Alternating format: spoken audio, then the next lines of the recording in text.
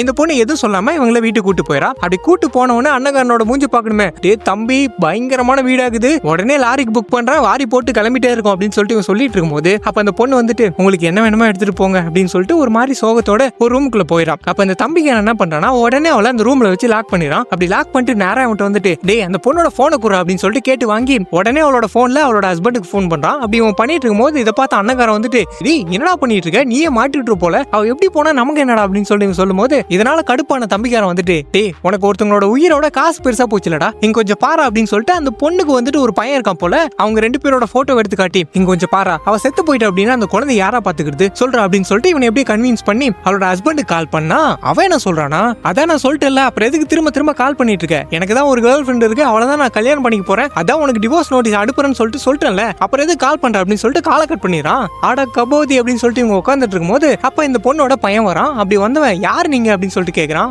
அதுவாப்பா உன் அம்மாவோட ஃப்ரெண்ட்ஸ்பா அப்படின்னு சொல்லிட்டு சொல்ல அம்மா எங்க அப்படின்னு கேக்குறான்.